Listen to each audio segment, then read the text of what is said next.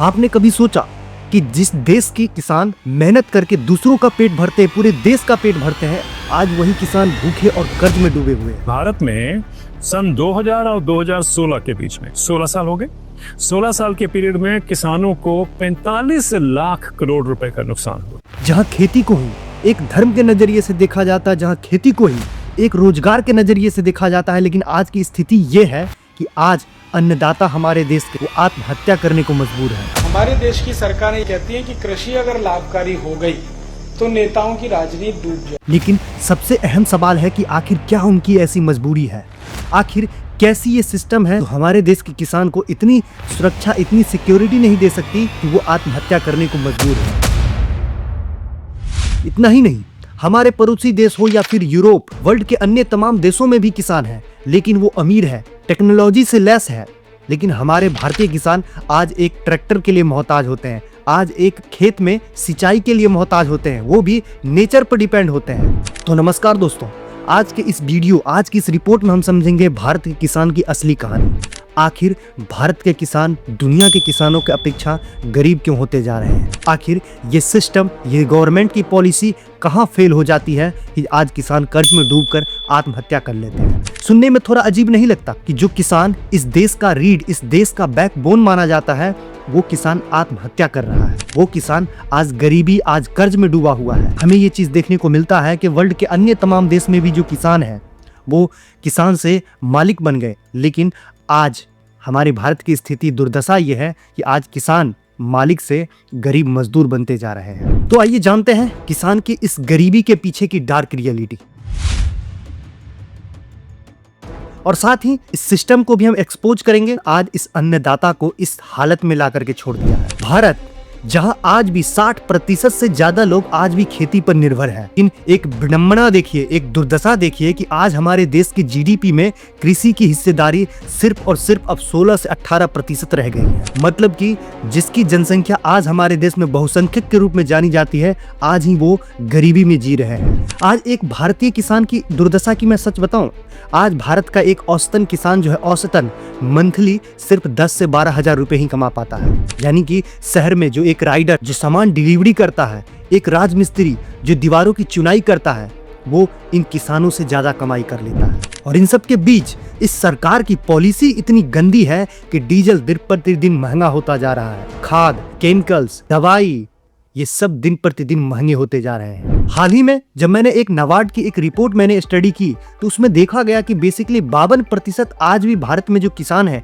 किसी न किसी रूप से कर्ज में डूबे हुए हैं, जिसमें अधिकांशतः ये देखा गया है कि वो किसान खास करके साहूकारों के चंगुल में वो ब्याज के तले दबे हुए हैं, जिसमें लगभग 24 से 36% तक ब्याज ये साहूकार इन किसान से वसूलते हैं। यानी कि आज के समय में भारत में अगर किसी किसान ने 1 लाख रुपए किसी साहूकार से अगर लोन लिया या फिर पैसे लिए तो उसके बदले 1,30,000 रुपए चुकाने को मजबूर हो जाता है। अब बताइए कि 1 लाख के बदले जब किसान 1,30,000 रुपए रिटर्न करना पड़े किसान को, और उस समय किसी मौसम के कारणवश अगर उनका फसल बर्बाद हो जाए तो सोचिए किसान क्या करेगा।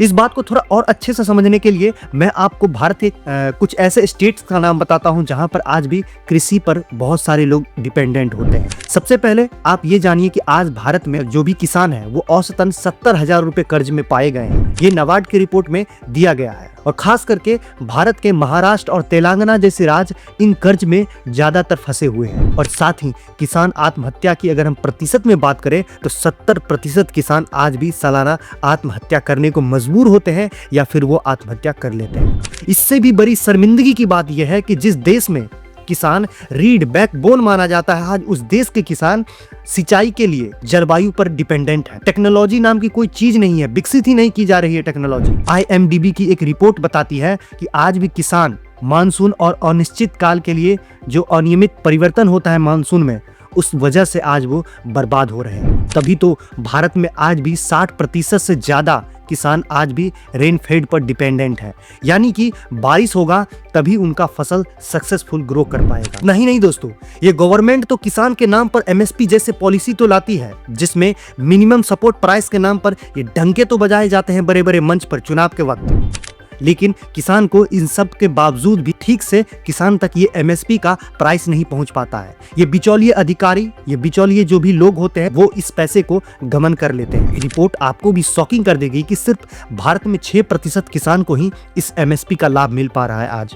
वो कहते हैं ना कि जब इंसान की लाइफ में, इंसान की जिंदगी में जब सारे कोशिशें नाकाम हो जाए, सारे रास्ते बंद हो जाए, तब इंसान आखिरी वही कदम उठाता है जो उसे उठाना कभी नहीं चाहिए था, आत्महत्या का कदम। और ये भारत में एक ऐसी विभत्स सिचुएशंस है जिसको ना तो कोई रिपोर्ट में ठीक से बताया जाता है, ना ही किसी मीडिया चैनलों के प्लेटफॉर्म पर इस बात को उजागर किया जाता है, ना ही किसान के बातों को कभी भी इस मीडिया, ये जो वर्तमान की मीडिया है वो इस बात को जोड़ देती है। क्योंकि किसान के मुद्दे में कभी भी हिंदू मुस्लिम का मिर्च मसाला नहीं होता है। और यही डर से मीडिया भी आजकल TRP के चलते सिर्फ और सिर्फ हिंदू मुस्लिम के मिर्च मसाले करने में लगी रहती है। मंदिर मस्जिद के नाम पर न्यूज चला करके, न्यूज में मसाला तड़का लगा करके अपना TRP ले रही होती है। लेकिन कभी भी किसान के इन सारे सिचुएशंस के बारे में ना तो कोई मीडिया खुलकर बात करती है, ना ही कभी भी सरकार प्रेस कॉन्फ्रेंस में आकर के उनके दर्द को समझने की कोशिश कर रही है। तभी तो NCRB की एक रिपोर्ट बताती है कि 2021 से लेकर के 25 के बीच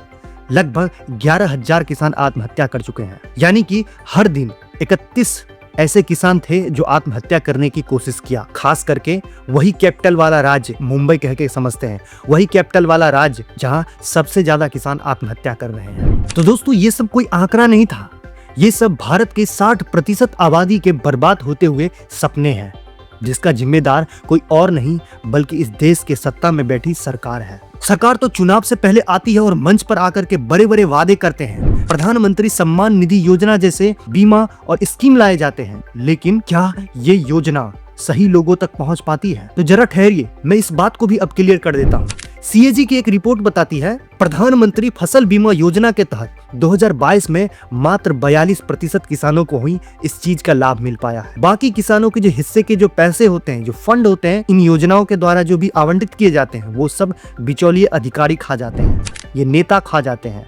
तभी तो हमारे देश में चारा घोटाला जैसे भी घटनाएं सामने आती है, जो योजनाओं में अनाउंसमेंट के टाइम बहुत अच्छी लगती है सुनने में, लेकिन जब इसे जमीनी हकीकत, जमीनी स्तर पर जब देखा जाता है तो वही योजना के जो भी पैसे होते हैं ये बिचौलिए नेता, अधिकारी ये सब गमन कर जाते हैं। तो आखिर में एक सवाल उठता है कि क्या ये सिर्फ भारत की ही ऐसी स्थिति है या विश्व के अन्य देश में जो भी किसान है उनकी भी ये स्थिति है? तो जानकारी के लिए मैं आपको कुछ अन्य देशों के जो किसान हैं उनकी स्थिति की भी मैं अब बात करता हूँ। सबसे पहले चीन के जो फार्मर्स हैं उनके बारे में मैं आपको समझाता हूँ। हम ये सभी लोग जानते हैं कि आज चीन में स्मार्ट फार्मिंग हो रही है, बल्कि आज हमारे देश में कृषि के फील्ड में किस स्पीड से तरक्की हो रहा है वो सब आप देख रहे हैं, बताने की जरूरत नहीं है हमें।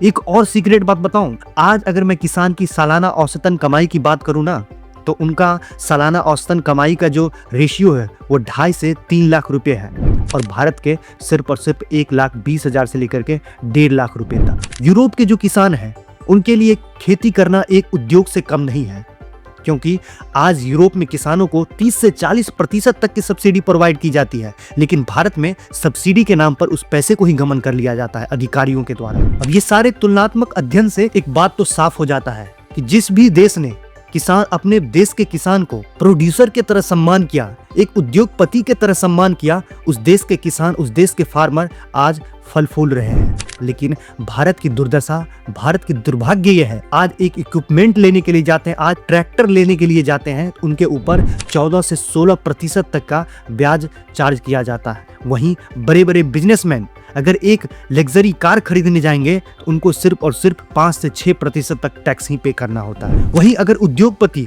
किसी भी फैक्ट्री प्लांट को लगाता है तो उनको सब्सिडी के तौर पर 50 से 60% सब्सिडी श्योरली उनके अकाउंट में भेजे जाते हैं। लेकिन अगर किसान वही ट्रैक्टर या किसी भी तरीके के फार्मिंग इक्विपमेंट खरीदते हैं, उनको सब्सिडी के नाम पर थोड़े बहुत पैसे दिए भी जाते हैं, और नहीं दिए जाते हैं तो वो सारे पैसे गबन कर लिए जाते हैं। तो क्यों नहीं हमारे देश के किसान, हमारे देश के अन्नदाता का ये हालात होगा? इसलिए मैं इस वीडियो के माध्यम से पूरे देश के किसान को बस एक ही बात बोलूंगा, कृषि भारत की आत्मा है।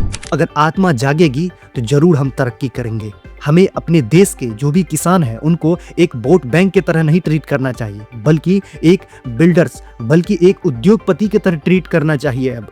इसलिए मैं इस वीडियो के माध्यम से एक संदेश देना चाहता था कि आज अगर हम नहीं जागे तो ये जो हमारे बैकबोन जो फार्मर्स हैं वो अगर डगमगा गए तो हम खड़े नहीं हो पाएंगे। हमारा देश आज जो $4 ट्रिलियन की इकोनॉमी बनी है कभी यहीं पर अटक के रह जाएगी और दुनिया हमसे कहीं आगे निकल जाएगी। इसलिए आप सारे व्यूअर से बस एक ही विनती होगी कि इस वीडियो को ज्यादा से ज्यादा लोगों तक शेयर करें, खास करके जो भी लोग बिहार से हैं, क्योंकि अब बिहार में एक परिवर्तन का समय आया है। अगर इस वीडियो को हम ज्यादा लोगों तक पहुंचाएंगे हो सकता है कुछ जागरूकता के माध्यम से इस बार परिवर्तन आने की संभावना हो, सिर्फ हमारे किसान भाई, हमारे देश के अन्नदाताओं के लिए।